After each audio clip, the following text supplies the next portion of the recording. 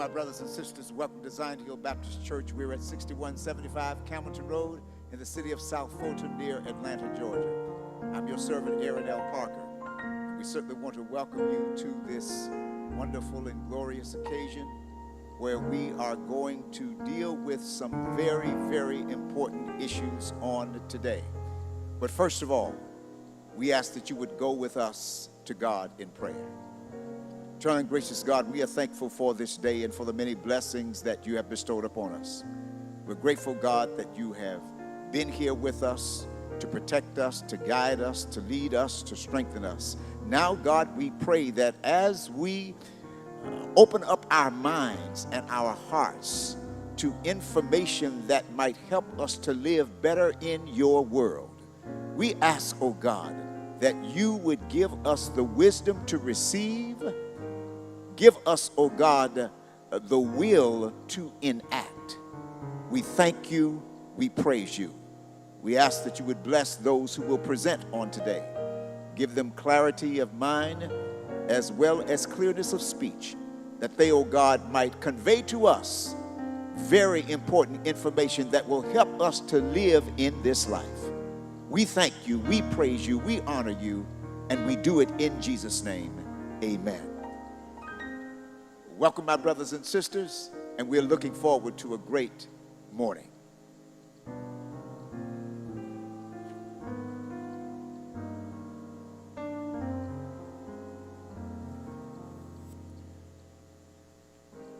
Thank you, Dr. Parker, and we sincerely appreciate that warm welcome. We hope to impart some information to you that you can use not only in your personal life, but also in the community in which you live. I am the servant of health and medicine at Zion Hill Baptist Church. Today I have the humble privilege of introducing two of the panelists. Initially, I'm going to introduce Dr. Jelks. Then after we have Q&A, I'm going to introduce Dr. Nanette Cook. Can you hear me now? Thank you.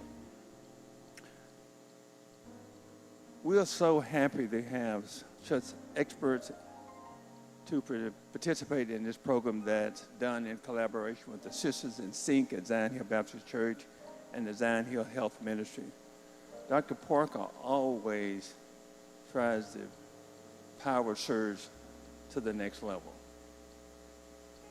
I don't know exactly how he does that.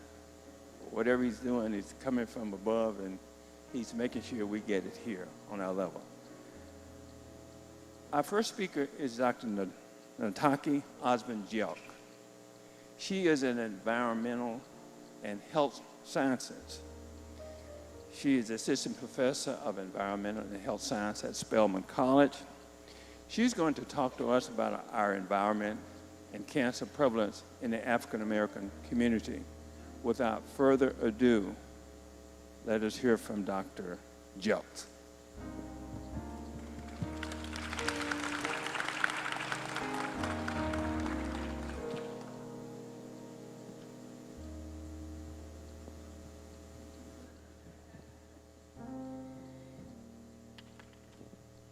Distinct difference in height.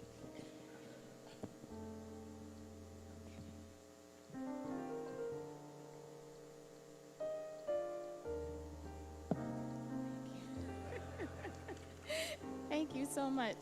It is my pleasure to be with you today, and I'm thankful for the invitation to share with you on this Power Surge weekend. So I would like to talk a little bit about our environment and cancer prevalence in the African American community. And I won't be able to dig into everything that I cover, so I'm going to just highlight a few things and set us up hopefully for some contemplation and a little bit of Q&A and discussion, and hopefully this will set the stage for what Dr. Cook will talk about and perhaps go into a little bit more detail on some specific things. So let's kind of get right into it. Some of this is probably information that you already know. With respect to cancer disparities in the African American community. We know that African Americans have a higher cancer burden and face greater obstacles to cancer prevention, detection, as well as treatment and survival when we compare African Americans with other racial and ethnic groups. Black people in particular have the highest death rate and shortest survival of any racial or ethnic group for most cancers in the United States. Research has shown us several things with respect to the African American community in cancer. One, we experience more illness, worse outcomes, and more premature death than whites. And we'll talk a little bit about men and women. African American men, for instance, have the highest rates of cancer incidence. And we're talking now about all cancers and not any particular cancer. When we look at cancer death rates for black men, it's twice as high as the death rates for Asians and for Asian and Pacific Islanders, who have the lowest rates of death associated with cancer. And so as we talk about women and men, I want to first talk a little bit about women with respect to breast cancer, and I know that Dr. Cook will go a lot more in detail. But I just want to set up this startling fact that black women are 40% more likely to die of breast cancer than white women, and are twice as likely to die if they are over the age of 50 when breast cancer is detected. This is important because there's still a lot of work that we need to do with respect to early detection, screening for black women. We've got to, understand what our risk is. We have to understand individually how we might be impacted. And part of this is associated with our access to health care. When we look across the board at black women, the rates at which we have access to health care are of concern with respect to things like our breast cancer diagnosis. Also, while I'm not going to focus on this, I know that there are some studies that are looking at sort of the drops in screening rates that have happened over the time of the pandemic for a number of reasons, and how that might also be playing a role right now in the cancer that is currently being diagnosed for black women, and not just for black women, but really across racial and ethnic groups, because of the interesting predicament that we found ourselves in associated with the COVID-19 pandemic. Now, what I want to begin to really focus on are these environmental factors. Living in segregated communities in areas that are highly populated by African Americans has been associated with increased chances of getting diagnosed with cancer after it's spread, that later detection, if you will. It's also been associated with higher death rates and lower rates of survival when we talk about breast and lung cancers. I'll briefly talk about prostate cancer. This is not an area of focus for me, but it is important for us to recognize that black men have the highest rates of prostate cancer, followed then by whites, Hispanics, and you can go down the line. African American men are twice as likely to die from prostate cancer as white men. That is something that is really important and critical. As we tie that into environmental factors, I just want to mention that there are some studies.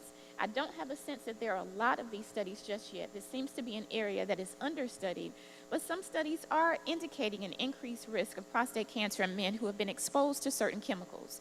So now beginning to bring the environmental factors into play here.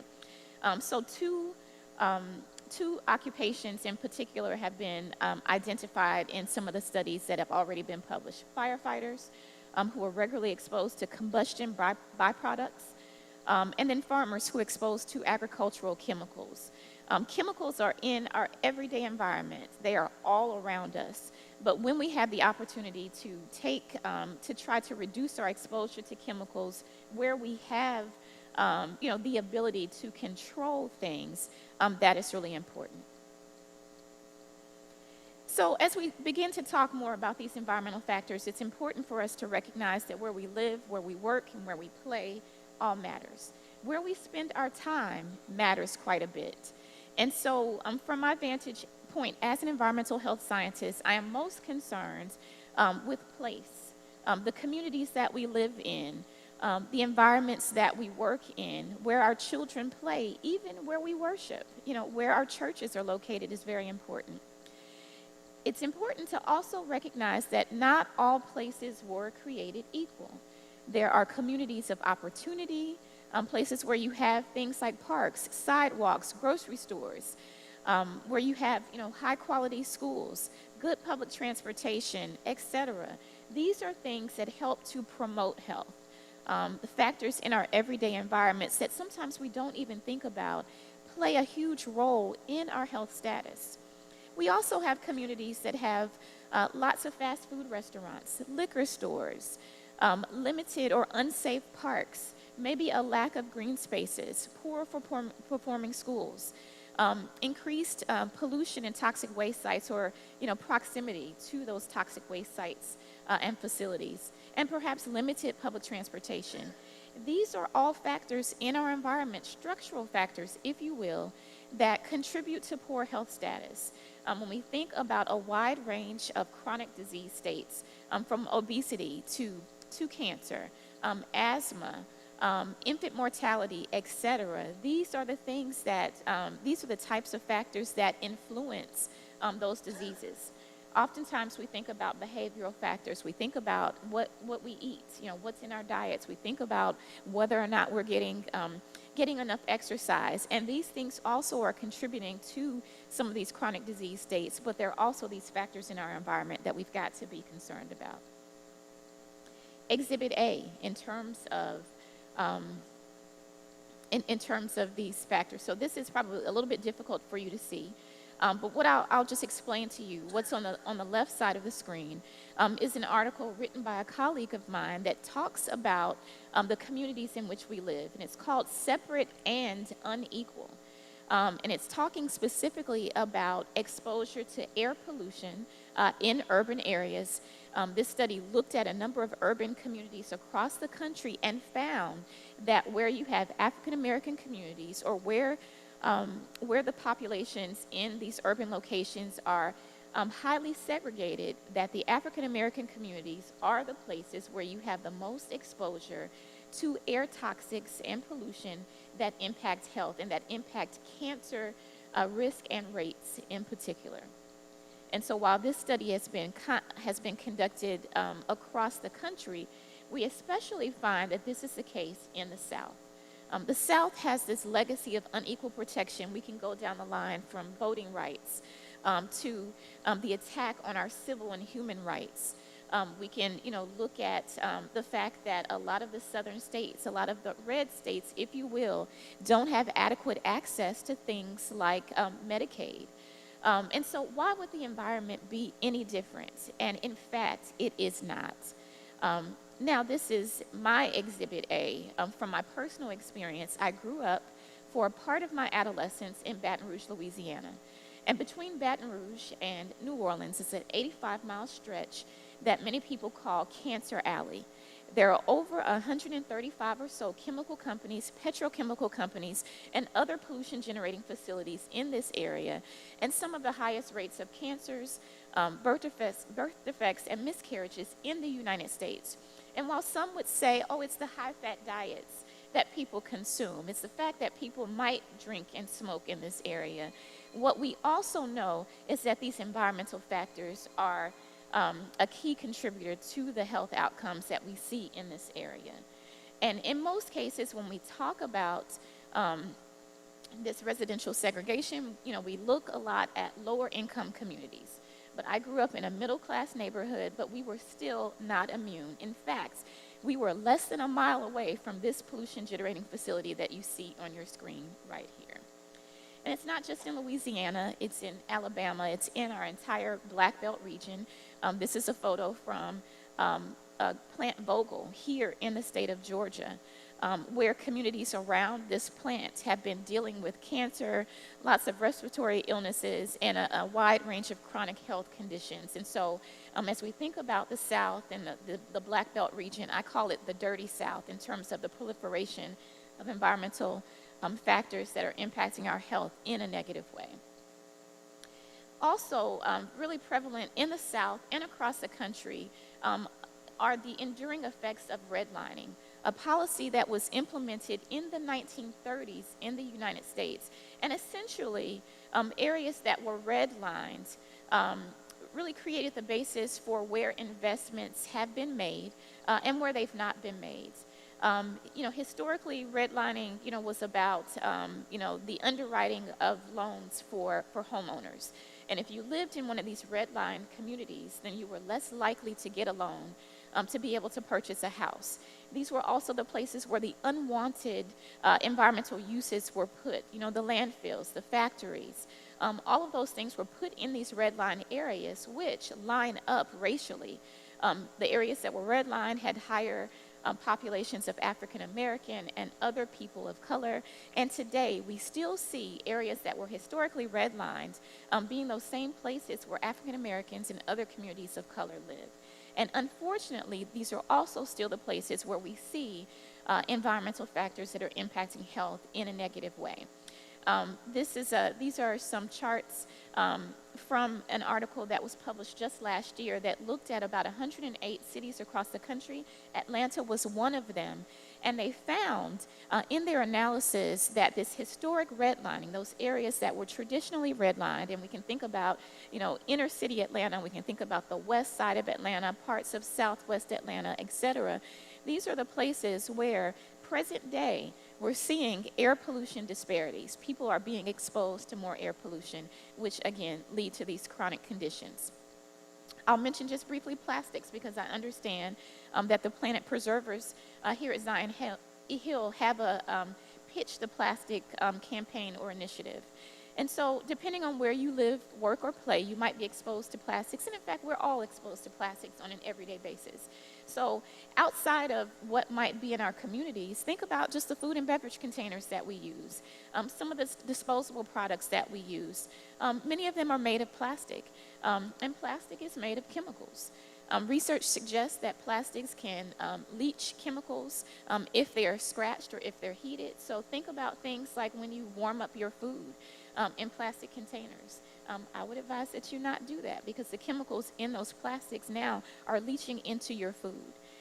If you think about if you've ever had a polystyrene container, maybe a takeout tray that you've received from a restaurant or establishment, and you might have put that takeout tray in the microwave, and very quickly you see that it starts to kind of disintegrate and sort of burn up.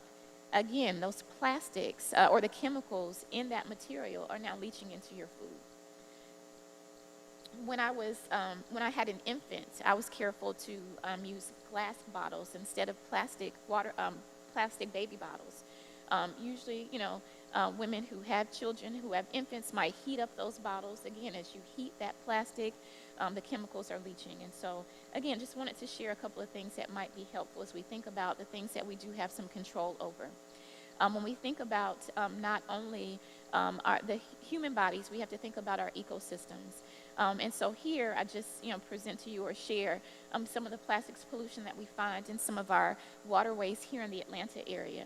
And just last week, and this is not from Atlanta, but I thought it was interesting, the Anacostia River was impacted by a spill.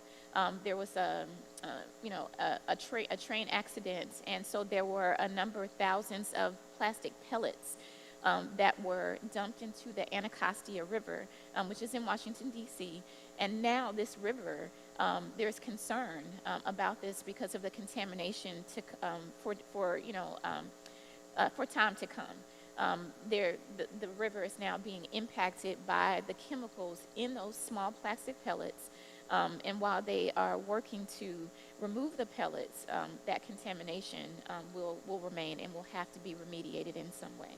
So something that just happened just last week that is, along this topic. So keep that work going in terms of pitching plastic is very important. As I begin to wrap up, I just want to share a couple of things that I think are important. I've talked a little bit about these environmental factors in our communities, policies, around redlining, et cetera, that have dictated what's happening, in the places that we live, work, play, worship, and learn. But what I think is important is that while we have to focus on the individual, education and awareness, individual behavior change, it's also important that we work to reverse or to change those structural factors in our communities that impact our health. Because in fact, and we call these the social determinants of health. So things like what's happening in our physical environment, things like, whether or not people have access to quality jobs, access to quality housing, etc. Research shows us that these are the types of factors that impact our health even more than biological factors. And in fact, increasingly research is showing us that the zip code is a greater predictor of future health, wealth, and well-being than even the genetic code. So these social determinants of health are really important. I'll close out talking about something that is in our control. And we've got to think about the products that we use, or at least question them. A lot of things, we just, it's a part of our everyday lives, again, in terms of the plastics and the packaging. And while we can reduce, some of our consumption of those things, we can also look at things like our personal care products. There may be ingredients in your personal care products that can be harmful to your health. In fact, in some cases, there are products that we buy that don't completely tell us what's in those products. And by law, companies are not required to tell us everything that's in those products because of laws around trade secrets and things that they are linking to their profitability. So when you see things like fragrance on maybe a perfume, we don't know what that means exactly. And so that's really important. And as we are, in the beginnings of Breast Cancer Awareness Month and pink is everywhere, I lift this up because there are some companies that are selling products to promote breast cancer awareness. And in fact, some studies have identified the fact that these products have ingredients in them that have been associated with the development of cancer.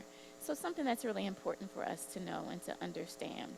There's a lot of scholarship that is that has delved into this. A lot of times we think about inherited, breast cancer essentially being something that might be hereditary. And in fact, there is a link, but only 5 to 10% of breast cancer is hereditary. There are a number of people who have been diagnosed with breast cancer that have no family history. There's other scholarship that is looking specifically, again, at what's in our environment, how both our environment is being degraded, and the linkages to cancer and other chronic disease conditions. So Living Downstream is another really great book that looks at this. And then other scholars who are really tapping into the green solutions to breast cancer, looking at the products that we use, looking at the changes that we can make in our everyday lives to try to reduce our exposure to these things that might be contributing to our risk for breast cancer and other chronic disease conditions. Finally, I'll just say think before you pink. And my mother is a breast cancer survivor, so I am all about awareness. I'm all about making sure that we share with people that it's important for us to, do that early screening and to make sure that we are getting those mammograms. But when you think about the products on the market, there are a lot of pink washers, as I was mentioning. These companies that are claiming to care about breast cancer, but by promoting products that are associated with the pink ribbon, and they're making a lot of money on some of these products that might actually be linked to the disease. Few important questions to end on as we think about health and beauty products. Is environmental injustice associated with beauty? And I have a question in this African American audience. Do you believe that African American women are more susceptible than other populations for health risks that might be associated with chemicals contained in our health and beauty products? Can I just see a poll? Who thinks that black women might be more at risk? Okay, thank you. I'll end with one study that I'll mention that caught my attention as I have students at Spelman in an intro to environmental toxicology class, and we've been looking at personal care products in particular. And so this was one of the articles that my students read. Hair dye and chemical straightener use and breast cancer risk in a large U.S. population of black and white women. And so it may be hard to see all of the data in this slide, but the main, I guess, thesis, if you will, is that permanent hair dye, use of permanent hair dye in this study was found to yield a 45% greater breast cancer risk in black women, but in white women, only a 7% greater chance or greater risk. If relaxers were used every 5 to 8 weeks, then that yielded a 31% higher cancer risk in black women. So black women are more susceptible to higher breast cancer rates as a result of our use of things like chemical straighteners and dyes. And so I'm not telling you, what to do in terms of your personal practices, because what really is important to recognize is that there are a lot of things in our environment, a lot of things that are associated with our individual behaviors that are contributing to increased risk. This type of study did try to, single out or to isolate the use of these products, as opposed to other things in our environments. But it really is difficult to do that from a toxicology standpoint because of the multiple things that we're exposed to.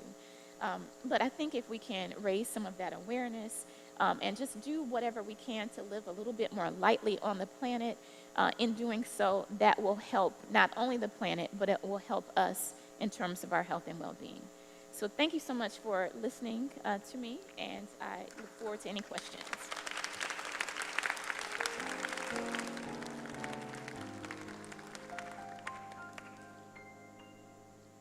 Okay, audience, thank you for your attention. Do you have a questions? Does anybody want to ask questions on behalf of themselves or somebody else? Please stand. If you don't have one right away, I will ask one. You can just raise your hand, and Mike Newbin will make sure you get a microphone. Yes. Water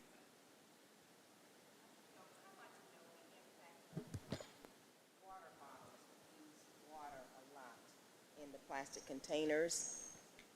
Thank you, Mike. Again, I like to know the impact of bottled water, and I know that if they stay in the sun a long time, I've heard that disintegrates and get into the water. And when we purchase the water at the grocery store, we don't know how long they've been out in the trucks or whatever. Thank you so much for your question. There are several things I think that you really elevated already with respect to water. Water bottles and the single-use disposable water bottles in particular. They do contain chemicals that can ultimately leach into the water that you drink. So if you ever, think about, having maybe a disposable water bottle and you leave that water bottle in your car, when you come back, the water it's been warmed up, the bottle is warm. You can you can, pretty much bet that those chemicals from that bottle are leaching into the water. So, I would advise, not to drink that water afterwards. When we think about the impact to our environment and waterways, because we use so many of those single-use products, we don't always recycle them. So they, in many cases, end up in our waterways and in our communities.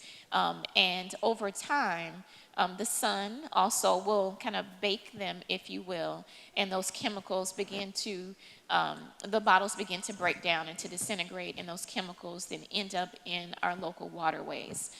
So there is a huge impact there.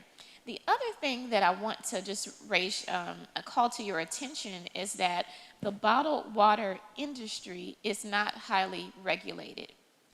In fact, if you read the water that you get, especially if it's maybe not a name brand water, some of those types of waters will just say,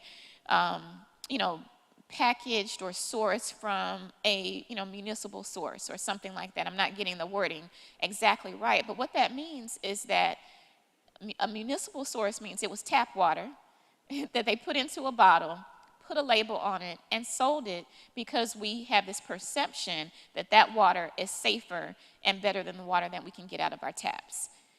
Don't get me wrong, there are many places where the tap water has been compromised, but by and large, that is an industry that's not highly regulated, and they, make money off of in some cases, false perceptions that we have.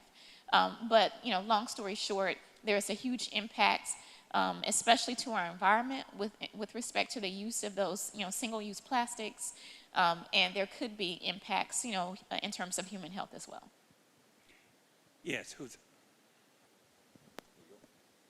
Here you go. Here you go, dear. What is your take on the tap water, filtered water, opposed to spring water, opposed to alkaline? Thank you for that question, and I don't have I don't really have a response on the alkaline water, but I think our clinicians can maybe talk about that in terms of the alkalinity of that water and what it, does internally. What I would say is that in terms of tap water, you can actually, you should get a notice with your tap water, with your water bill, information on your municipality's testing of your water to tell you what's in it. So I would say, unless, and again, there are some places where the tap water is compromised. Generally speaking, in the Atlanta metropolitan area, our tap water tends to be very safe. There might be times at which there are boil water advisories, in which things have happened, maybe through, storm events, et cetera. The operations may have gone down at the wastewater treatment plants or at the water treatment plants, et cetera. And so there may be times at which we have to be, careful about our use of that water. But generally speaking, it is found to be safe. And, the results of the water testing are in your water bill so that you can see, that, there isn't, lead or, high concentrations of chemicals and contaminants that would be harmful to our health. So I would, I endorse, tap water when it's safe, really, again, over other waters, because tap water is regulated. There is something called the Safe Drinking Water Act that dictates what should be happening with our tap water. And when it isn't happening, then there are fines, then there are procedures that have to be taken to get municipalities back back in target with where they should be. Now, that isn't to say that there haven't been situations and even politics that have shaped things happening on a slower pace than they should. We can think about Jackson, Mississippi is one location where they've not gotten the investment in the infrastructure that is needed. But generally speaking, though, there are still policies, laws that govern what that water should be, the water that should be provided for citizens. And so I would say tap water really, still trumps, a lot of the other, bottled waters just because of the regulation that is there. Yes, next question. If not, yes, go right ahead.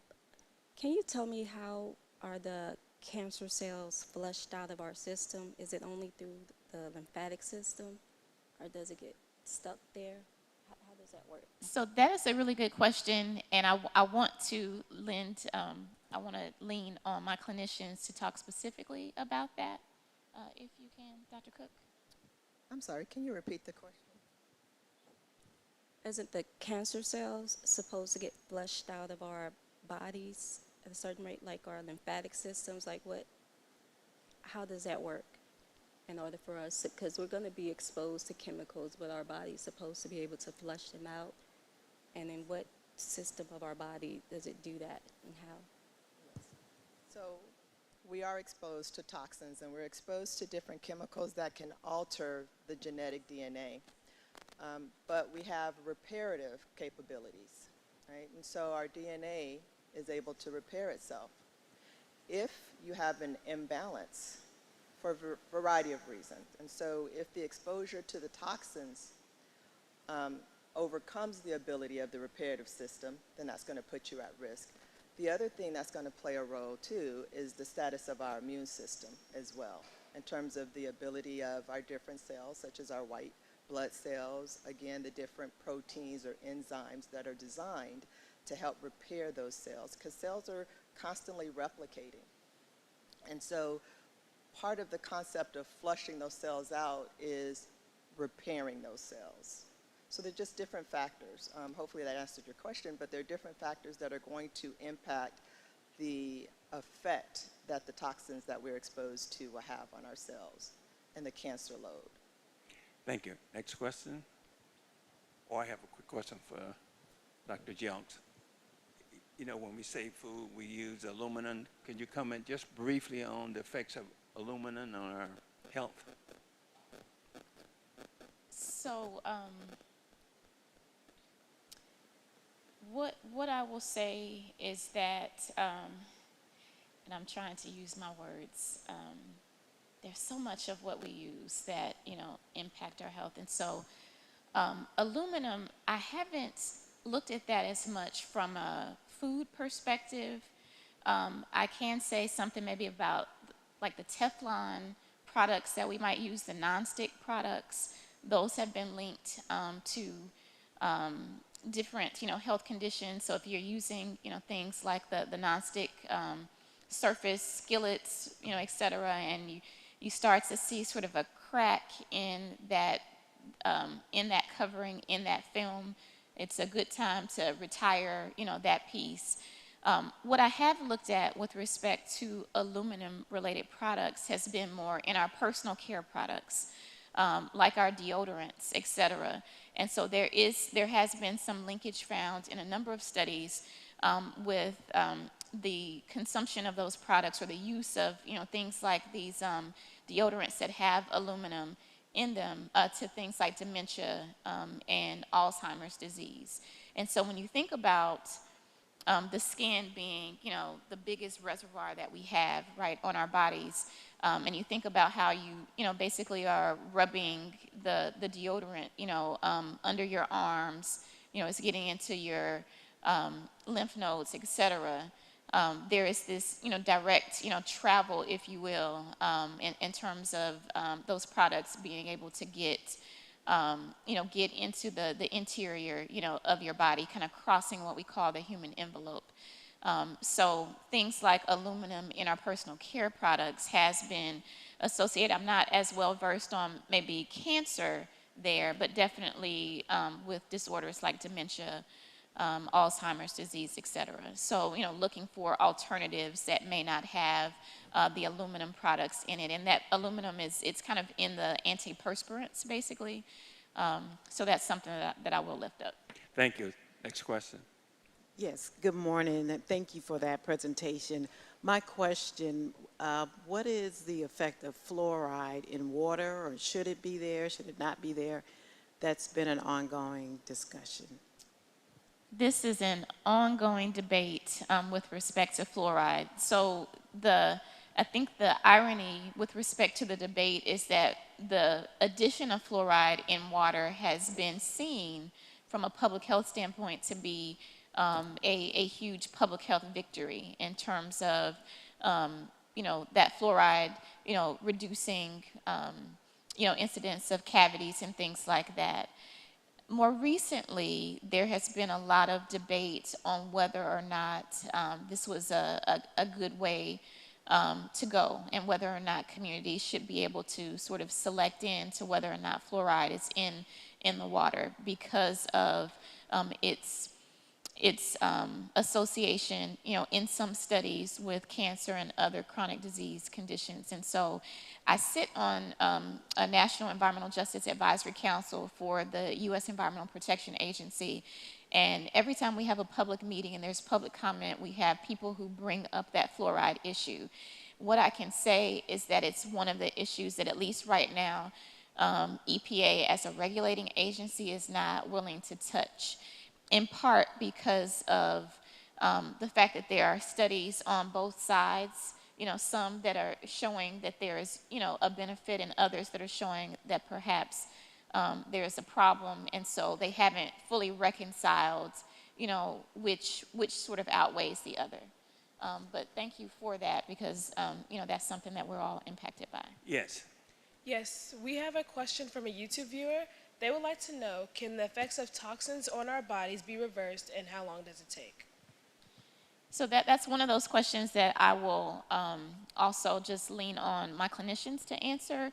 What I would say, maybe just kind of backing up what Dr. Cook just said, is that there, there are, ways for, our cells to repair themselves. When you think about cancer, though, you're talking about an alteration of the DNA, a mutation of the DNA. What the space that I tend to operate in most is how can we prevent the exposures in the first place so that we're not trying to reverse things.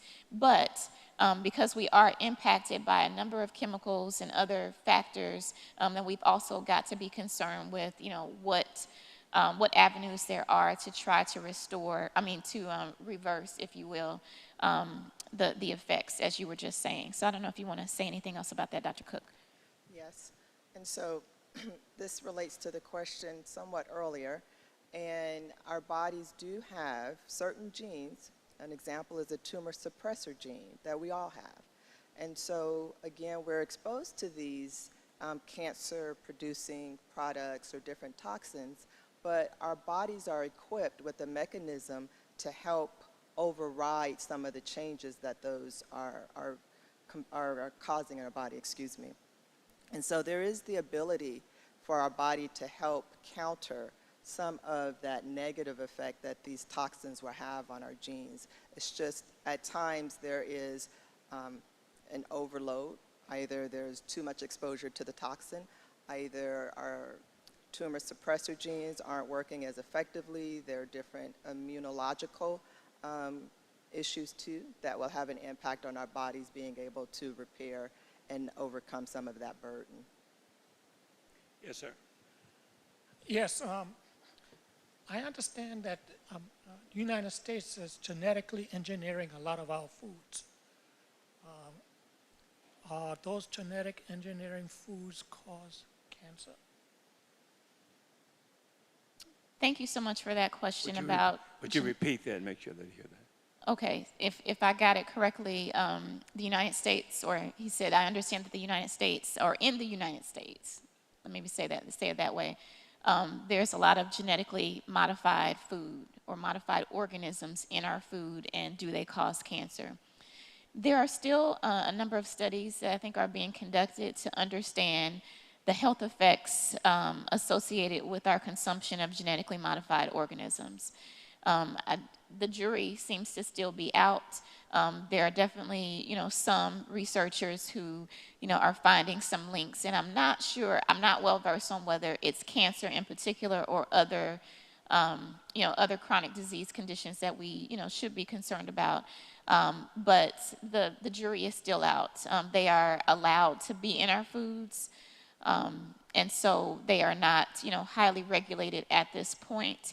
And so there is going to, unfortunately, have to be a lot more research conducted to fully understand that question. My hope is that, if the effects are, very detrimental, that we won't get so far down the line before, we find that out. But it's kind of the way science works.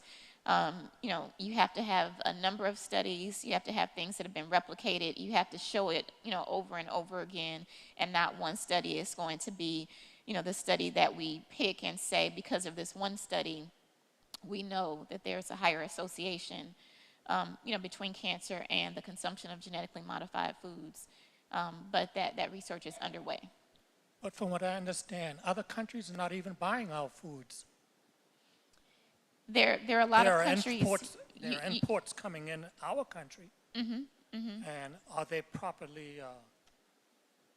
So in places like the European Union, for instance, they use more of a precautionary approach to the products that they use. We don't use that same approach here in the United States. Here there are, things that are evaluated and tested, et cetera, but in many cases, if there is a little bit of harm that may be perceived, that's not necessarily enough for us to stop buying those products or manufacturing those products here in the United States. We focus more, quite honestly, on trying to fix things at the, once a problem has been created versus being more precautionary on the front end. Yes. Maybe we should move on to Dr. Cook's presentation. Okay. Let me introduce you.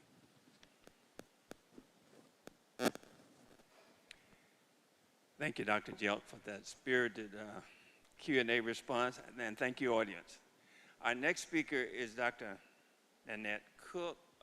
She's a graduate of that other powerful institution in Atlanta called Spelman, and she went to the Medical College of Georgia. She's an obstetrician gynecologist, and she will talk to us very quickly about the significance of environmental influence on breast and ovarian cancer. Dr. Cook.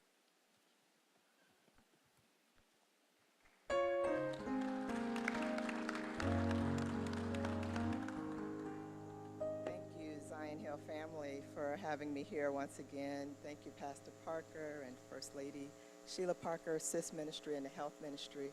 I love that we do this annually, that we take a moment to focus on our health and things that we can do to help improve our health. And hopefully some information will be gained here that we can take home to our loved ones as well. So I've titled my presentation, Breast and Ovarian Cancer, The Untold Story. And that's because typically, especially from a clinician standpoint, when we talk about breast and ovarian cancer, we may talk about statistics, or we may talk about treatment, we may talk about course of the disease, but we don't necessarily talk about how these cancers specifically impact our community. And so that's what I want to delve into today. And I want to first just start with this cartoon slide, because when I saw this, I knew I had to include it. So it's a picture of an infant girl, and she's saying, "Black Anna girl, you have got to be kidding me." And it reminds me of when I was either in medical school or I was in residency, and I remember one of my instructors said, if you lined up 4 babies in the NICU, neonatal intensive care unit, if you had a white male infant, a white female infant, black male infant, black female infant, I'm going to put my money on that black female infant. And it's just interesting to me how those odds change, as we grow older and as we start to talk about the impact and the incidence and the survival rate of these two cancers in particular. And so first I thought I would just kind of talk about the different types of breast cancer just briefly. And so you have ductal carcinoma in situ. Some will consider that either a precancer or it's a very early stage, stage 0, has an extremely high survival rate. Ductal carcinoma, invasive ductal carcinoma, lobular carcinoma, inflammatory breast cell cancer, and also metastatic breast cancer. And so metastatic breast cancer is when the breast cancer has spread beyond just the breast tissue. The most common types of breast cancer are your ductal carcinoma and your invasive lobular carcinoma. Invasive ductal carcinoma makes up about 70 to 80% of the cases of breast cancer. So let's talk about some of the risk factors that we're not able to change, some of the risk factors that we may be born with. So a family history of breast or ovarian cancer is going to increase our risk for breast cancer. Having dense breast tissue, we know that as African American women, we are more likely to have dense breast tissue. Getting older. Genetic mutations, which I'll talk about a little bit later in this presentation as well.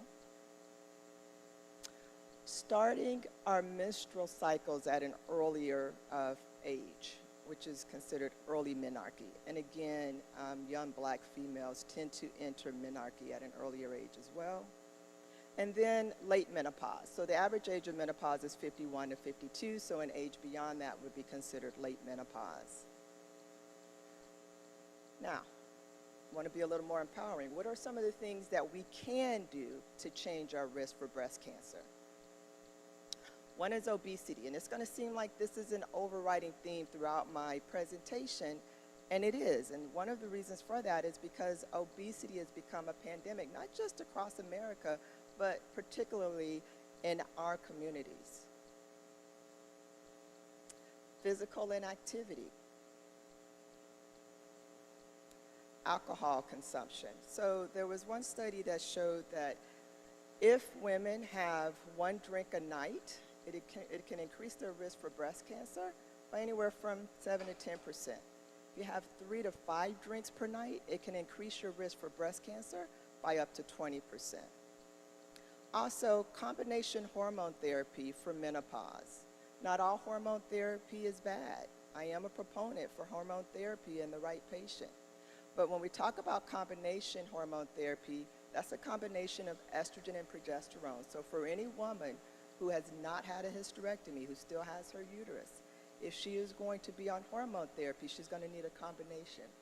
As opposed to a woman who's had a hysterectomy, she will only need estrogen only.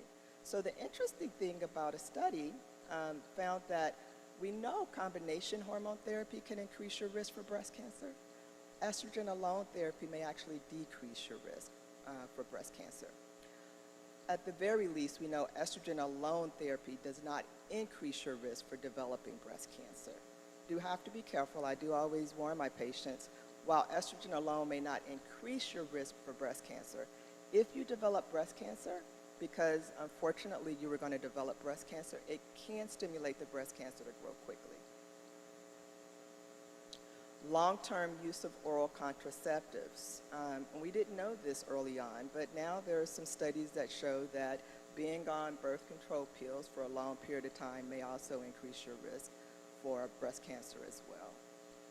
And then reproductive history. And so if you have your first pregnancy after the age of 30, or if you choose not to breastfeed, and if you don't ever have a full-term pregnancy, those things can also increase your risk for breast cancer. So environmental causes of breast cancer. And I won't delve into a lot because we have a specialist here for sure, but air pollution. And so there was a sister study, and I'm sure Dr. Jelks is probably familiar. I just learned of this study as I was preparing for this presentation, but it's a study that looked at more than 50,000 sisters of women with breast cancer. And they evaluated different things. They evaluated different environmental causes, lifestyle changes, and also biological causes of breast cancer. And so what they found was that air pollution, particularly increased levels of cadmium, mercury, and lead, increase the risk for breast cancer. And also wanted to include nitrogen dioxide just from traffic also will increase your risk. Radon gas, being in proximity, just as Dr. Jelks mentioned, to emission facilities, especially solid waste facilities too, was found to have an increased risk. And hair straighteners and dyes. And it's interesting because I actually was going to quote that same study in terms of, using hair straighteners and using hair dyes regularly, and how that can also increase the risk for breast cancer too. So let's look at this statistics. Is this good news? Because when you look at the incidence of breast cancer, black women have a lower incidence, right? And so for black women, you're talking about 12% lifetime risk compared to 14% of white women. Yay, finally something where we're not topping a negative statistics, right? Lower incidence, you would think that that's good news. Yet, even though the incidence of breast cancer is lower, again, our survival rate is lower. And so the survival rate for breast cancer at every stage of diagnosis is going to be lower in black women. And just as Dr. Jelks mentioned, black women are 41% more likely to die from breast cancer than their white counterparts.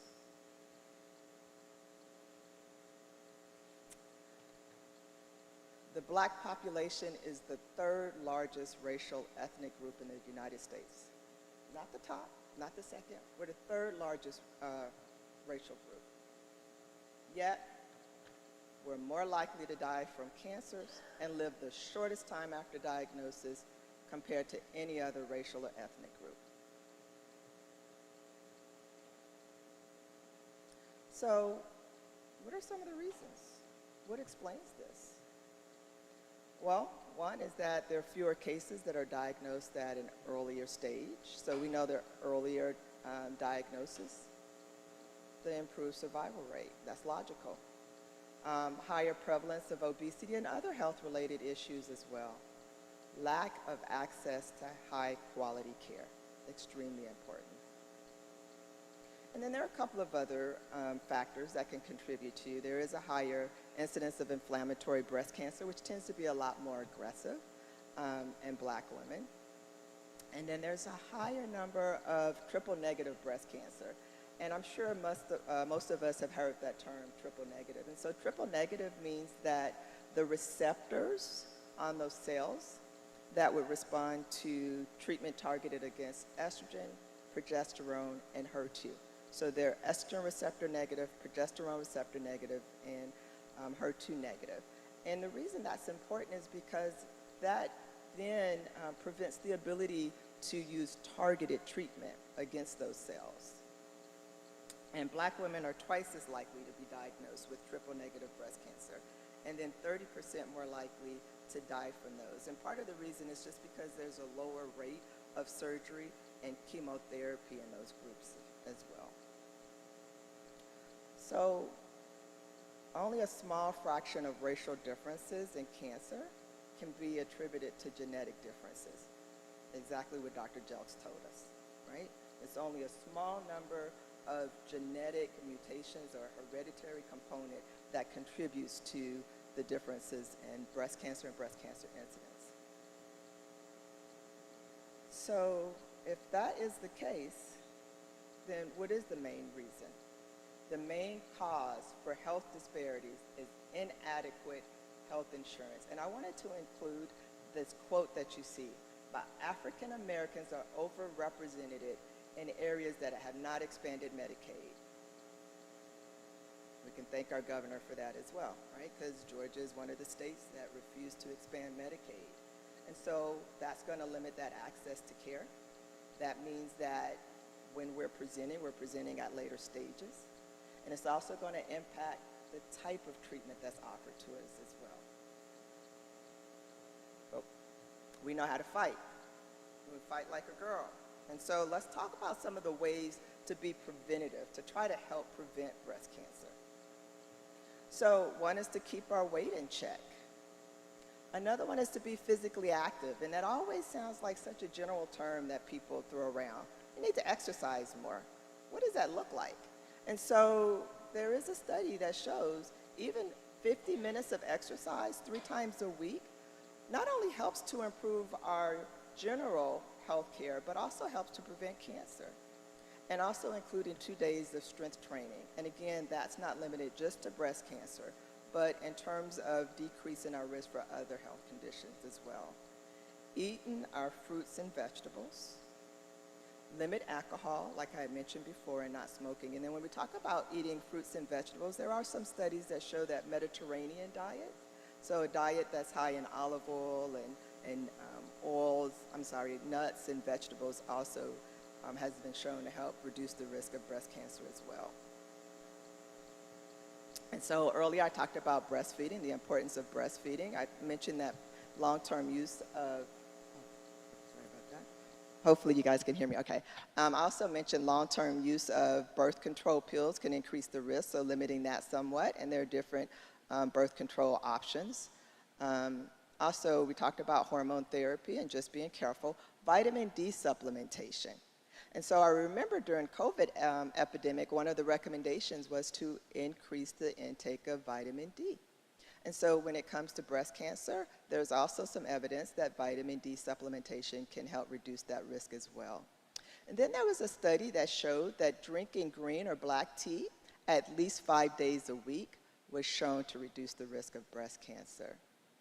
And routine mammogram screening. And I wanted to just spend a moment just talking about mammogram screening because I know sometimes we become afraid of possible radiation exposure from mammograms. And so we don't want to go and have a mammogram because we think that may increase our risk for breast cancer. But the risk of radiation from mammography is really low. And so I saw a number, if you were to look at 100 mammogram screenings, 100,000, you can attribute 16 cancer deaths from 100,000 mammogram screenings. And while one cancer death is scary, 16 sounds like a lot. However, you would have prevented 968 cases of breast cancer from that 100,000 mammogram screening. So I do encourage us to be religious about our mammogram screening. And the recommendation is baseline starting at the age of 40. And you have the option between the ages of 40 to 50 to have your mammograms performed either once or twice a year. For those of us who are at higher risk, I recommend once a year. And starting at the age of 50, it is annually. All right, so now I'm just going to briefly talk about ovarian cancer. Ovarian cancer, we found out fairly recently, maybe in the last 10 to 15 years, that the majority of ovarian cancers can actually start at the fallopian tubes, and the fallopian tubes come into very close contact with the ovaries. So when we look at the incidence of ovarian cancer in black women compared to white women, it's not a huge difference, 0.6% in both.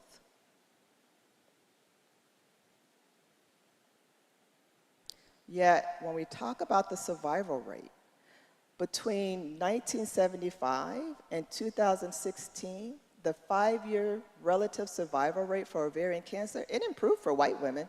It increased. It increased from 33% to 48%. Advances were made. But it decreased in African American women. And why would that be?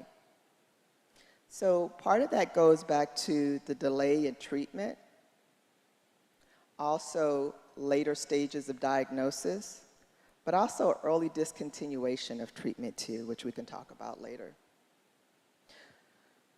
When we talk about the symptoms of ovarian cancer, it's always very challenging because the symptoms are so generalized. There aren't one or two symptoms that make you think that has to be ovarian cancer. So the symptoms can vary anywhere from bloating to mild to severe abdominal pain, excuse me, to a change in bowel habits, such as constipation. Sometimes there may be frequent urination, but again, these are all very generalized symptoms. But if you're having some of these symptoms and they persist and they do not go away, please see your healthcare provider.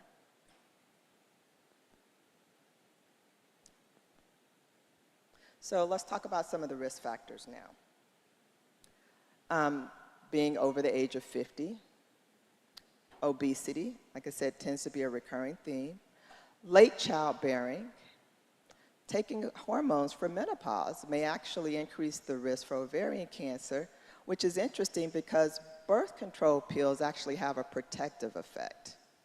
Being of Ashkenazi Jewish descent, also having a genetic mutation for BRCA1 or for BRCA2.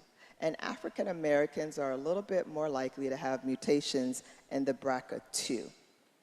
And the reason why I want to spend a little time talking about the BRCA genetic mutations is because it can significantly increase your risk both for breast and for ovarian cancer if you carry those mutations. And we don't really know to ask for testing, right? And testing is simple. Testing can be as simple as just a swab or sometimes a blood test. And so who should be tested for BRCA?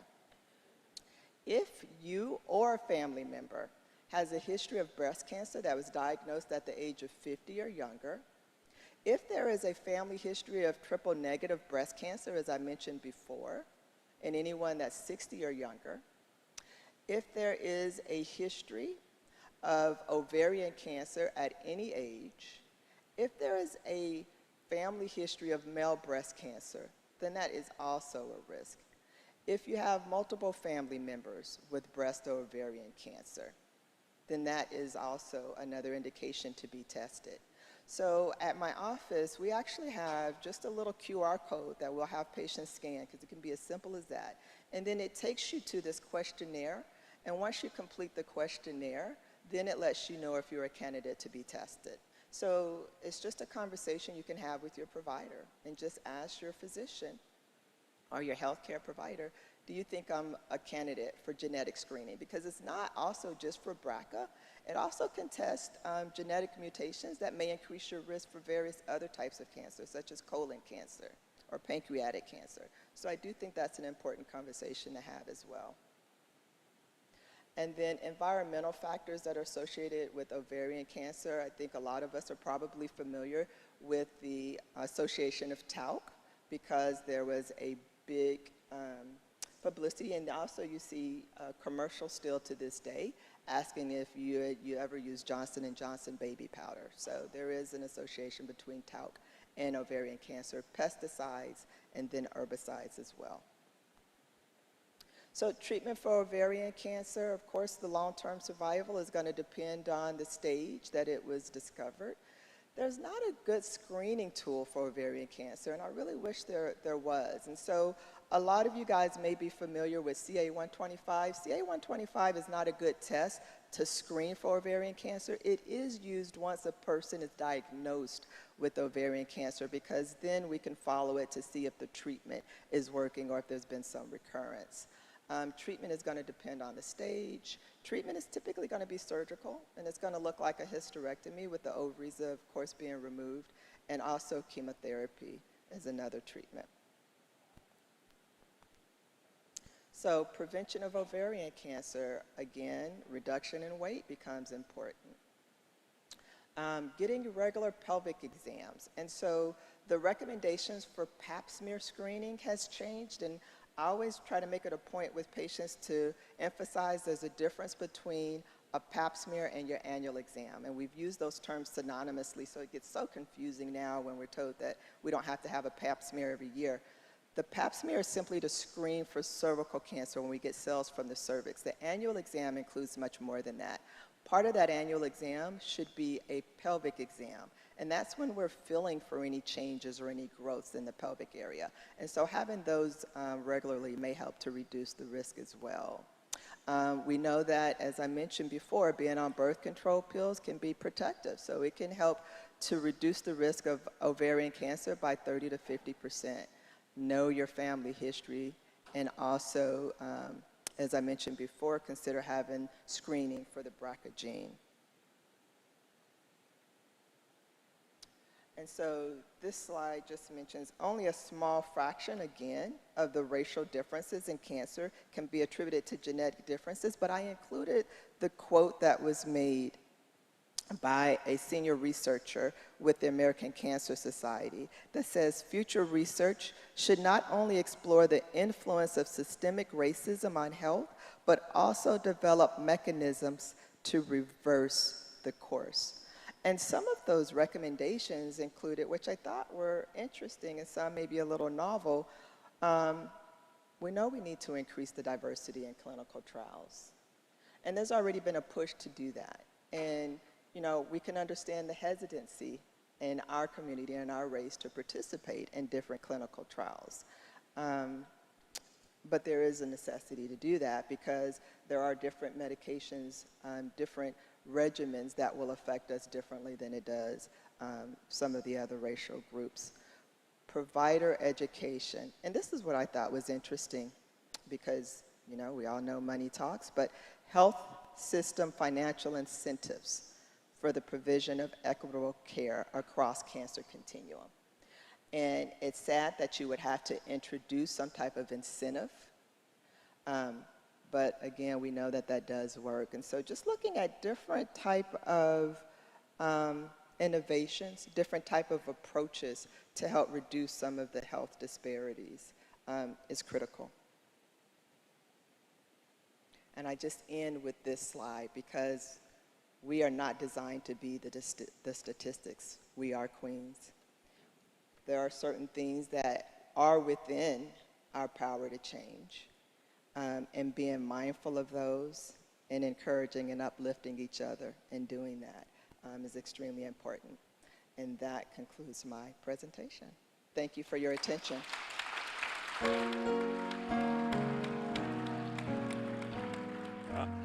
We will now entertain questions, please.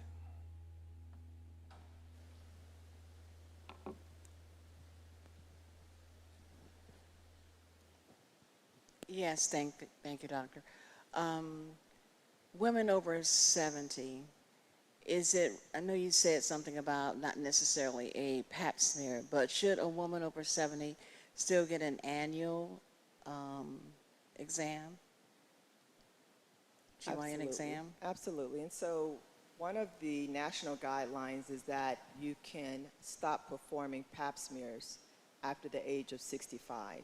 But again, remember the pap smear is very different. That's just a portion of the annual exam. And so during an annual exam, there's a clinical breast exam where that provider is performing your breast exam. That's still recommended annually. And then the pelvic exam, and then just the vulvar or the skin exam. So yes, I do think that it is still very helpful to continue to have annual exams regardless of whether you're 50, 40, 70, or older. Yes. Yes, we have another question from a YouTube viewer for Dr. Cook. Do you recommend genetic counseling before genetic testing? So you don't. What a lot of the genetic companies offer is they'll perform the screening and then they have licensed genetic counselors available, regardless of the result of your screen. So if the screen is positive, then absolutely you're going to be assigned to a genetic counselor. If it's negative but you still have questions, you still have access to a genetic counselor.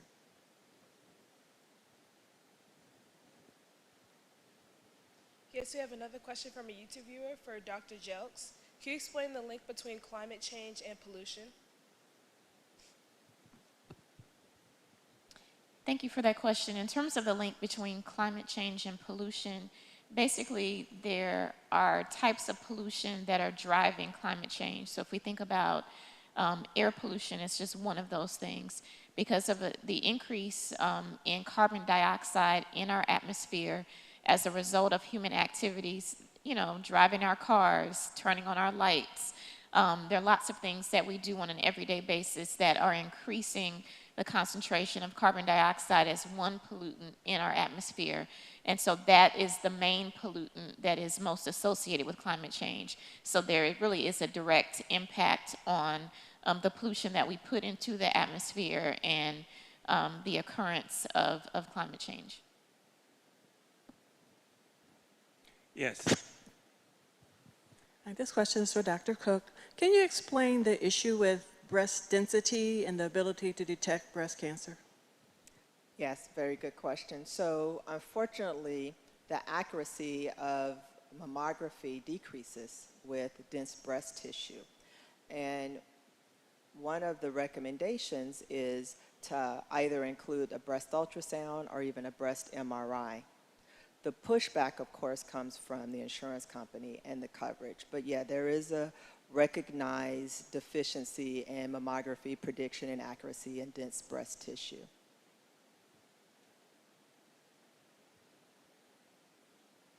Yes, please. Good, I guess it's afternoon, still morning. This question is for Dr. Cook. I had the BRCA test, it'll be 20 years next year. A sister deceased from breast cancer, a sister surviving breast cancer. Mine came back inconclusive. However, I have a brother who has a form of cancer, and his came back that he did not carry the BRCA gene. So is there a need for me to have a further test? Did you say that you had the test how long ago? Next year will be 20 years. Yes. So there is a recommendation because the test has evolved. And so if someone has been tested remotely in the past, and to be honest, I don't remember if that looks like 10 years, but I do know at 20 years, you more than likely would qualify to be rescreened for a couple of reasons. One, there are additional genes that are screened now. The other thing that happens when you have inconclusive results is that they keep those results so that if there is ever an increase in a certain type of cancer that's associated with those inconclusive results, then they will update you. But absolutely, I would check in that being rescreened.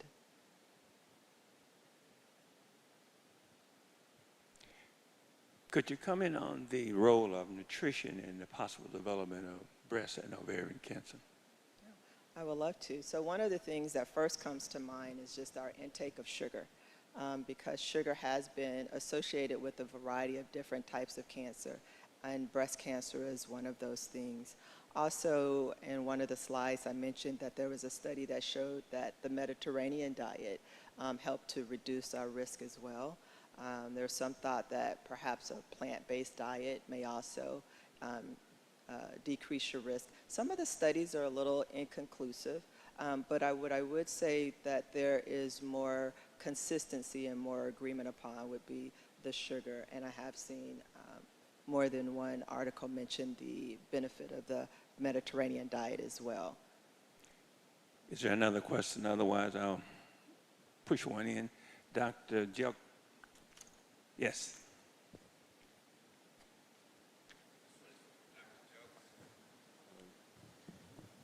In reference to our zip code being really the determining factor in causing cancer in our communities, what would you suggest, since politicians are more likely to accept corporations that are going to be really pollutants, providing pollutants to our communities rather than the opposite?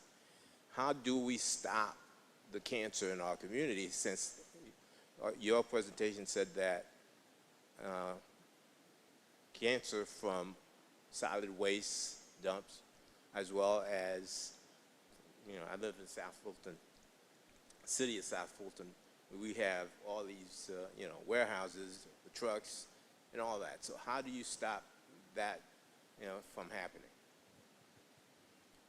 Thank you for your question. And so when we think about the zip code being that predictor, it's of overall health, not just, looking at cancer, but other chronic disease conditions. And so what I would say is that it's important for us to be, active civically.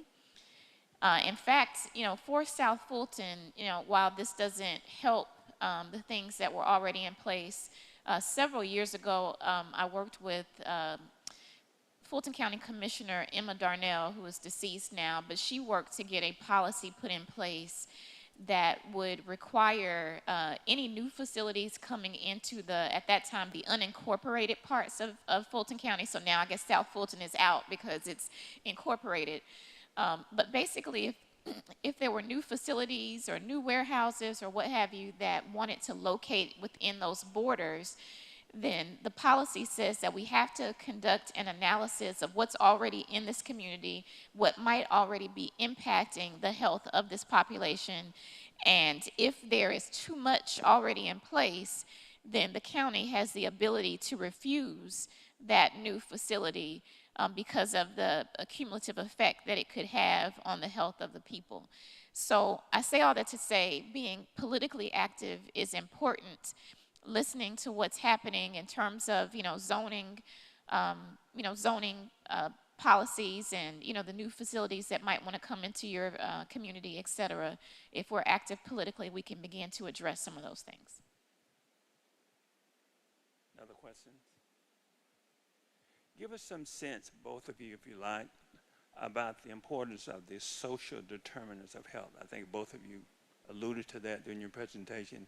Give us just a 1-minute summary of what for example, in a lot of the communities, they're just a food desert. I've seen pictures, if you took a picture of one of our major streets, everything is red and yellow. It's all fast food. Perhaps you could talk about that. I don't know whether there's much more higher concentration of sugar in the foods that in the black community, but as Dr. Cook said, it certainly causes inflammation. You can have the gene for a disease, for example, diabetes.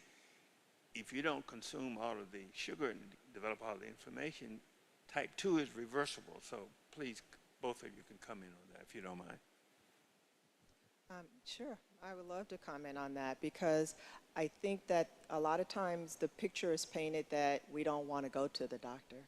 And there are a lot of different obstacles, right? So not only is there lack of insurance, so there's the cost, but if we happen to have insurance, do we have transportation? And for those that are in rural areas, a lot of the medical facilities are closed. And so it's not even just trying to get transportation to an office that may be 15 or 20 minutes away. Now you have to get transportation to a facility that's an hour away. And then sometimes there's childcare. And so there are different factors that will act as obstacles. And then once you get to the doctor and your doctor looks at you a certain way, or doesn't know how to relate to you, or doesn't listen to you, then that's yet, now you've made it and you're not being heard or you're not being seen. And so there are just so many different things that I think are built into what one of the slides that I used referenced as the structural racism. That makes it a lot more complex. Dr. Jones. I would just add, as we think about those structural factors, even things like education, you know, access to quality education, that is going to improve our chances, you know, for careers that will put us in position to be able to, you know, have access to health care, et cetera. So these are also parts of those social determinants of health. So everything from the transportation to, you know, quality schools, to, you know, having places where, you know, fresh, affordable food can be purchased, you know, versus just having the fast food restaurants, et cetera. All of those things, you know, the things that make up our communities all contribute to our health status. Sister Bo, just quick for information, the knowledge assessment, is that going to take place towards the end or here? Okay. Would you like to come in on just another social determinant of health, like people talk about? You mentioned education, you mentioned there's also housing, there's also the income. People in lower socioeconomic categories, it's more difficult for them to access the system. When I was a doctor of the day on February 13, 2023 at the Georgia State Legislature. I was supposed to give greetings as the chairman of the board of the Georgia State Medical Association. Somehow or another, I veered off to talking about, you know, we have $3 billion of matching Medicaid money that we have not taken, and we have had hospital closings in South Georgia and 2 in Atlanta. Got a lot of feedback saying you were not supposed to be political. But as the chairman of the Georgia State Medical Association board, if I had not spoken about it, I think they would have stated that, well, we had one of your leaders come up here and they did not mention the need for Medicaid expansion. Comment on that, if you will. You talked about access to health care. You know, if you do have the fund, you may not have the transportation and vice versa. Yes. And so one of the slides that I showed that African Americans are overrepresented in areas where there is the least amount of Medicaid expansion. And so, again, it may not be that we don't care about going to the doctor. It may not be that we don't know that we need to go to the doctor. A lot of it is we don't have the access to go. And that even lends towards the higher rates of maternal mortality, right? And so a lot of patients aren't aware that Medicaid is even retroactive in pregnancy. And so some of them aren't seen at all during pregnancy, or they're waiting until their Medicaid becomes active, and by then they're much further along. And things that could have been treated early on, just like with other disease states, are missed. So yeah, I think that is a huge factor and a detriment to us. Thank you. For the knowledge assessment, I want the media team to place the questions on the screen for the first presentation from Dr. Jelks and the second presentation from Dr. Cook. We do have the QR code up there.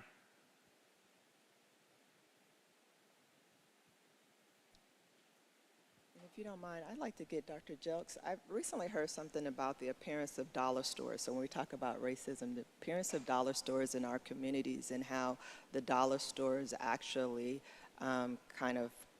you see them more in lower income areas or predominantly black areas, and how not only, I guess, do you have unhealthy things that are being sold, but they're truly not as inexpensive because of the difference in size. But I didn't know if you were familiar with that. Just a little bit. I do know that the U.S. Environmental Protection Agency has started to take some action at looking at the placement of dollar stores across the country because of concern of black communities in particular. One thing that I will say is that sometimes the quality of the products being sold in some of those stores is low quality, and in fact, Dollar Trees too. We would include, you know, in that whole thing. There have been toys, you know, found that have, you know, lead, chromium contamination, that sort of thing, because of, you know, you know, just sourcing really low quality products to sell them, you know, for $1. There are these, you know, the costs are passed on to the consumer. You might be able to purchase it for, you know, very cheaply, but you know, the quality of the products might be such low quality that they could, in fact, even be harmful to health. Okay, media, could you also put the Q&R code for the second speaker up, please? Dr. Parker, perhaps you had a question to come in.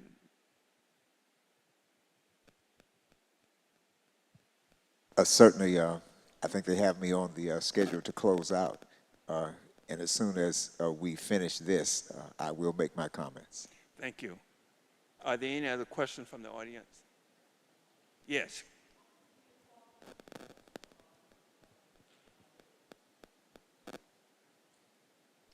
Dr. Jelks.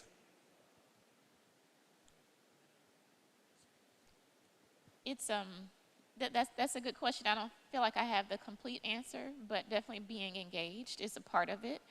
I know I live in Southwest Atlanta, and so we get in the city of Atlanta, and different jurisdictions are different, but we have a way to be active in the neighborhood planning unit process. So when zoning decisions are being made, they come to the neighborhood planning unit. We get a chance to interrogate the people who want to bring, you know, their supermarkets or whatever it is that they're trying to bring, and we get a yay or nay vote, you know, on some of those things, and they may not always get approval to move forward.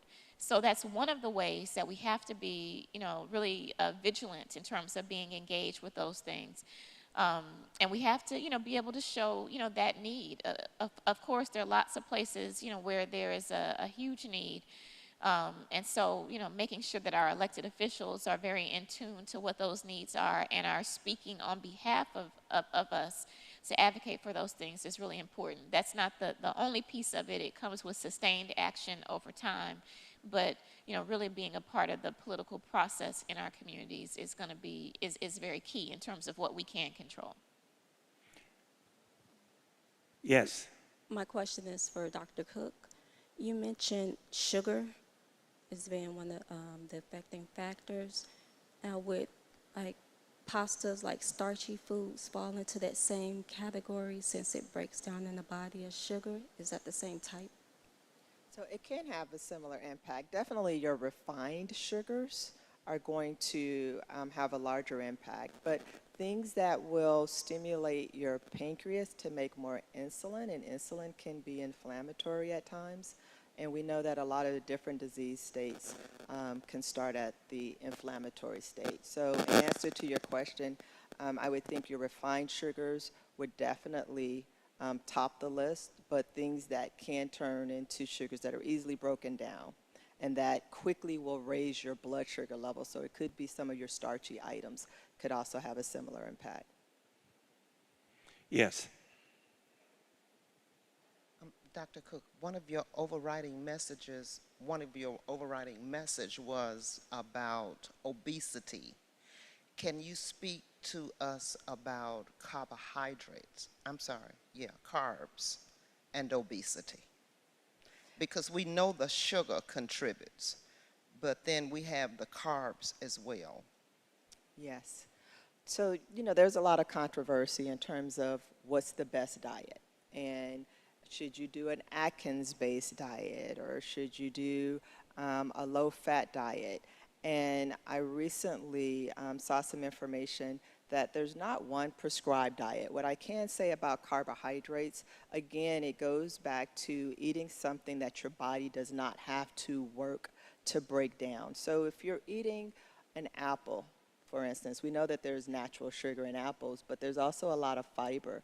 And so that sugar is not going to quickly raise your blood glucose level and then stimulate that same response as eating actually grapes, because grapes have a lot of sugar too. And so what I tell patients, because it's so easy to become frustrated because we know not to eat the brownies or the cookies, but we may not realize that there could be 27 grams of sugar in a bowl of yogurt, right? Because that yogurt has some of the sugar, some of the fruit added with some of the syrups and things. And so you do want to be mindful of carbs. It doesn't mean that you do a diet of no carbs. It's not sustainable, and our body does need carbs.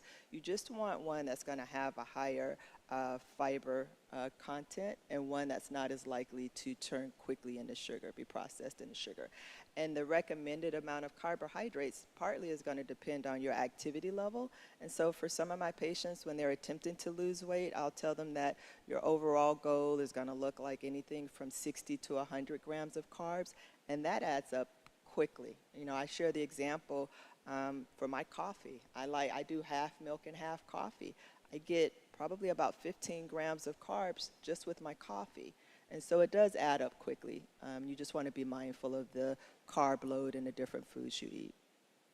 When it comes to the consumption of sugar, it's been suggested that about 6 teaspoons of sugar is adequate for the female, and about 9 teaspoons of sugar is adequate for the male, the adult. But try to avoid white flour, salt.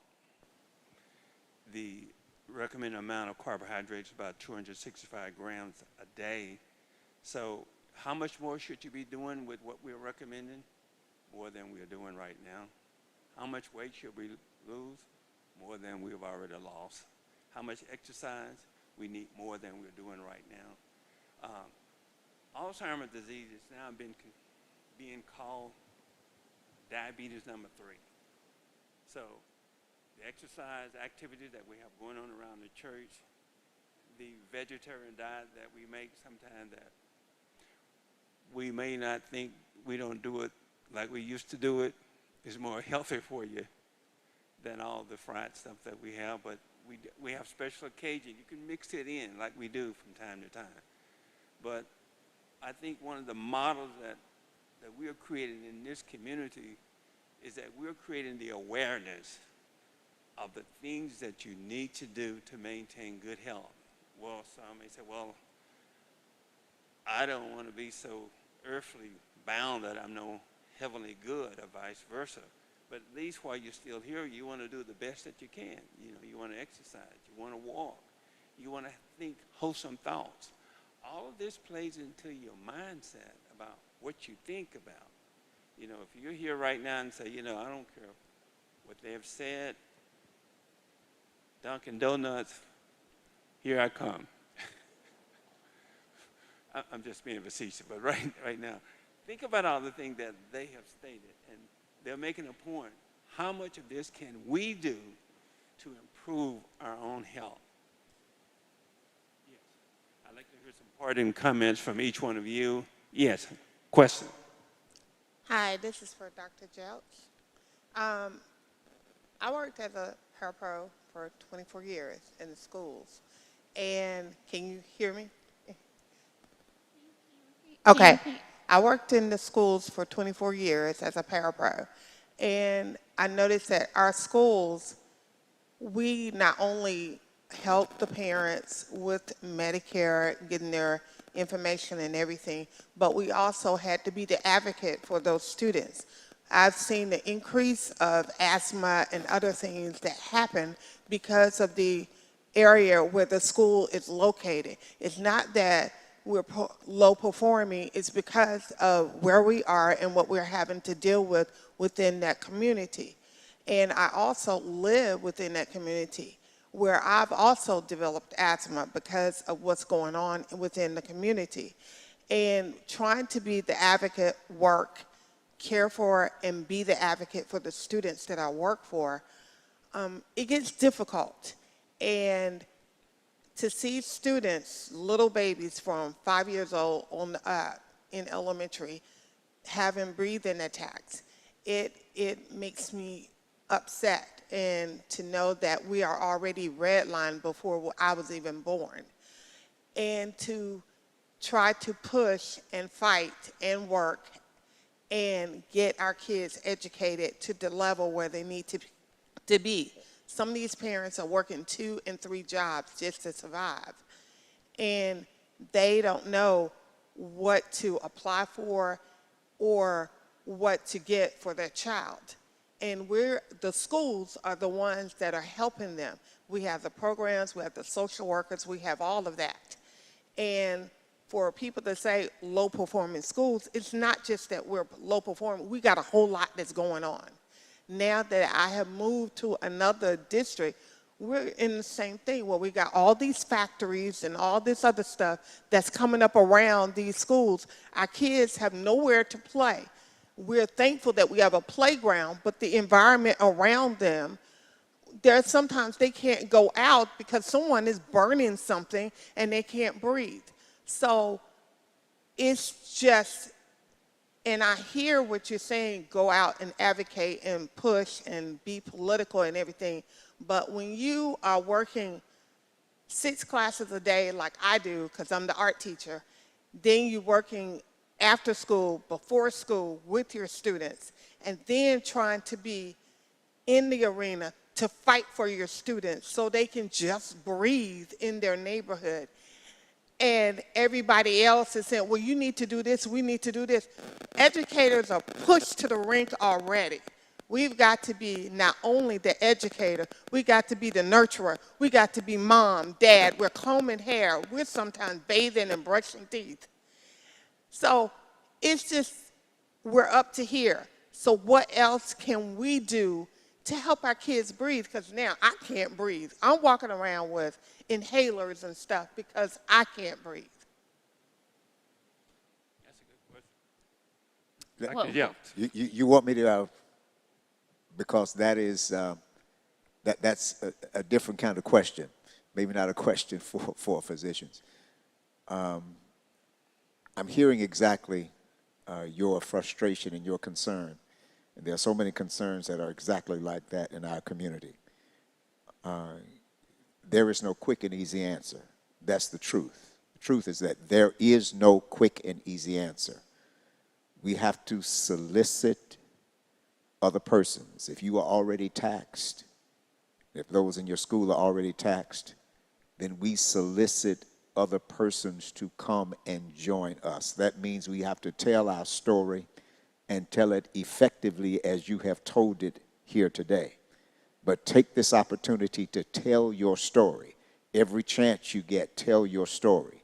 Then you may run up on another crusader who is willing to get in there with you and push some things forward.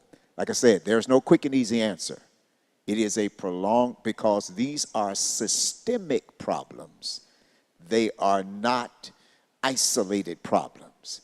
They have been going on for years, decades. We can maybe even say centuries in some cases. So my recommendation is to tell your story as you have told it, tell it effectively, tell it passionately, where you might get more allies to help and do what needs to be done. Yes, any other question? Yes. I really don't have a question. I wanted to make a suggestion to the congregation. Because we know that there are disparities in health care in our community, there are some things we need to do as a community. We need to get more involved in our health care. If you don't know anything about whatever that is they're talking about, research it. Get familiar with it. When you go to the doctor, you are the best source of information for that doctor. If you don't tell them about the symptoms you're having, they'll never know. And they may not ask you, because we already know that there are disparities in the community. Dr. Cook, my sister, may ask me, but others may not ask me. So if you don't ask, they won't tell you. So you need to know what's going on so that you can ask questions. And when you ask questions, you need to make sure that your doctor helps you to understand what he's saying. Don't throw the big terminology on me, but break it down in layman's terms and help me to understand. The other thing is that we have to help each other. We are sensitive about our information and somewhat private, but sometimes it's okay to reach out and we can help each other get the things that we need. So that is basically all I had to say, is that we need to get involved. We need to ask more questions once we get in that doctor's office. And Dr. Cook, to your statement about sometimes the insurance companies will push back on certain things, but we can still ask, and we don't need to be intimidated when we go to the doctor's office. Make them help you understand. Thank you. Thank you, Sister Schaefer. Yes. Dr. I Cook. want to piggyback on what Sister Schaefer said. You know, sometimes I have patients who will come in and they'll apologize for asking so many questions, and I tell them my best patient is a well-informed patient. And so I want to just thank you for that suggestion. Extremely important. We are our own best advocates. And when you walk in a physician's office, you should never feel uncomfortable or feel that it's not your place to ask questions. Of course it is. And I agree. Make sure that that explanation is one that you understand. Are there any oh, yes. Yes, I would just like to say I really appreciate you all coming and having this forum. I think it's, as you all were saying, it's critically important that you be your own advocate. There are disparities in healthcare, and we have to go and make sure that if we are not getting the information we need, if we feel like our bodies are saying one thing and we're trying to explain that and people are not listening, you need to seek additional information. I recently had a friend who had been diagnosed with breast cancer. She had surgery on the 28th, but she went to a physician that wasn't listening, and she found someone that looked like her, and they were very aggressive, and she had surgery, and thankfully she came out of that. So you have to be an advocate to save your life. I was a pharmaceutical rep for over 20 years, and I would walk out of some offices, and I would know that that physician did not have that best interest, the best interest of people that look like me. I knew that, but I couldn't say that. But there are studies that show that if you go to a physician, black physicians in the community help to save your life. And so I just can't express enough how important it is to listen to your body and to work in tandem with the physician. Ask as many questions as you can. My cousin just saved his life. He went to the doctor, to the hospital. He was complaining of chest pain. They said, you know, we'll treat you for breathing, and they sent him home. He came back. He was like, no, the chest pain is still there. They immediately took him up and put a stent in him.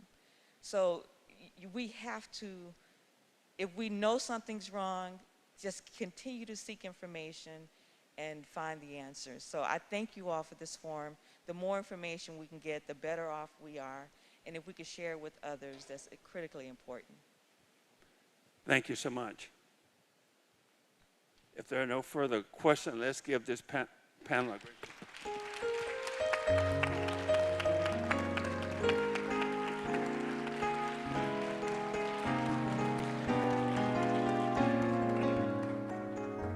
Now, Dr. Parker.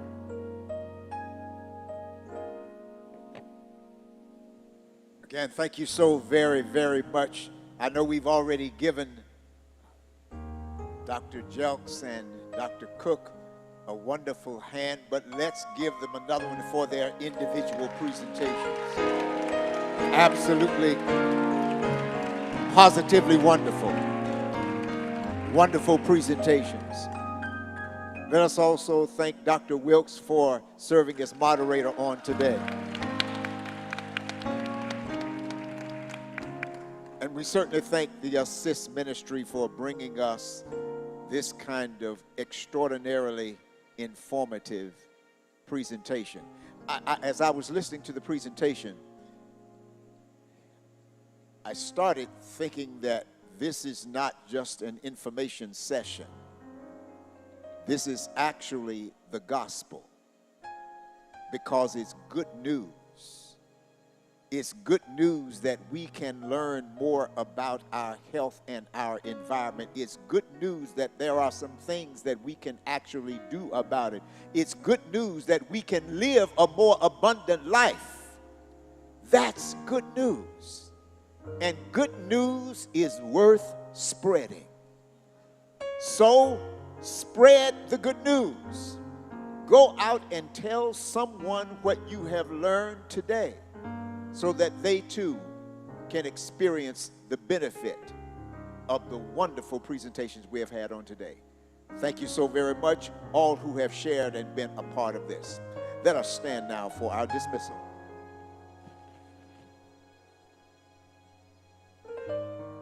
Merciful God, we thank you for these wonderful persons that you have sent our way. Dr. Jelks and Dr. Cook. God, we thank you for giving them the will and the drive to learn as much as they have learned, but not only to learn it, God, but to care enough about people to share it. We pray that you would bless them with a double portion of their highest and most noble desires. Thank you, God, for Dr. Wilkes as he has given of his time and of his effort and of his talent to come and be a part of this great presentation. Now, God, send us forth from this place renewed and committed to do what needs to be done in sharing this information, yes, even this good news with others. God, we bless you and we praise you, and we look forward to working for you in this endeavor. We pray it now in Jesus' name. Amen. God bless you and go in peace. We will see you tomorrow morning at 9:30 in pink.